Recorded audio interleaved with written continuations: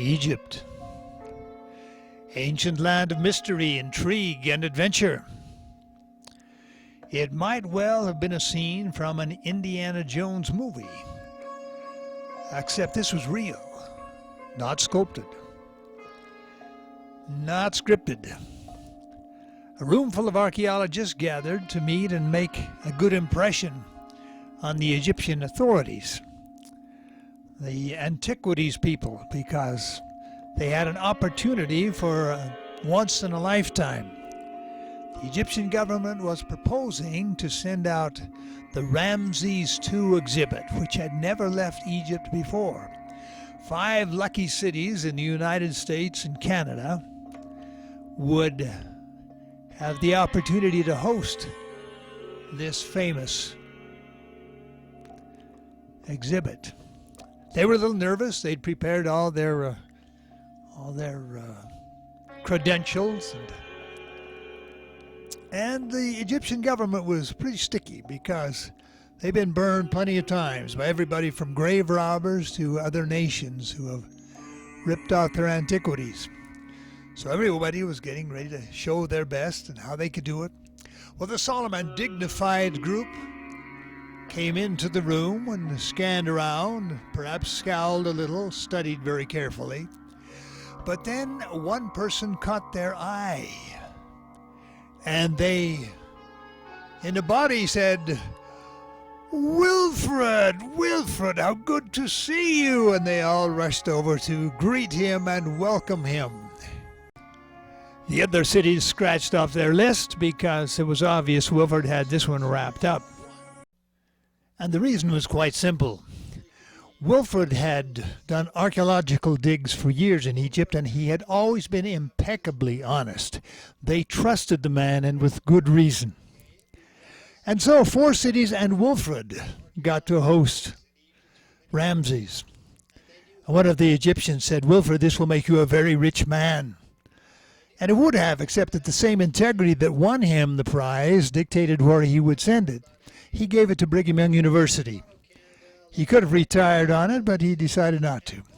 And what of Ramses? Ramses the Great. And what about Ramses the Great?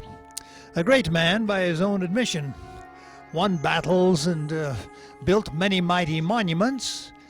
And one of the reasons he was famous for that was because he would have the names of the real builders scraped off and chisel his own name on in place of that. Which only goes to show you that politics hasn't really changed that much over the years. But then neither has perhaps the other end of the spectrum of society. But then perhaps neither has the other end of society, as it were. Wilfred had done excavations in other places in Egypt. And here's a story. Excavating Coptic Christian graves. And all of them had been looted centuries before. But a man like Wilfred gets special help. He had a hunch. He told his crew on the next tomb to dig down underneath that one and see what they found. Eureka! They turned up a beautiful, untouched grave of a beautiful young woman of some nobility who had been interred there by people who obviously loved her. And they had hidden her grave underneath the other graves, hoping that it would not be disturbed. And it worked. Even the flowers on her breast were still there. It was an incredible find. As they opened it, it was a spiritual moment, very moving.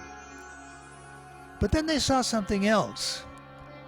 The tomb, as the casket, as was the custom, was covered with pitch to seal it off. But when they pulled it out, the pitch only went about 1/3 of the way up the coffin. They couldn't quite figure this out until they thought, and then everyone laughed. It was obvious what had happened. The workers had said, "Hey, it's too much trouble to paint the whole thing. Just put it inside there. Just paint the bottom. Who's going to know the difference?" Moral of the story: always be as honest and as conscientious as Dr. Griggs. Who knows who might dig up your work in 2,000 or 3,000 years and see what you did. Oh, and one more thing. Dr. Griggs also has an excellent sense of humor, as you will note from this picture.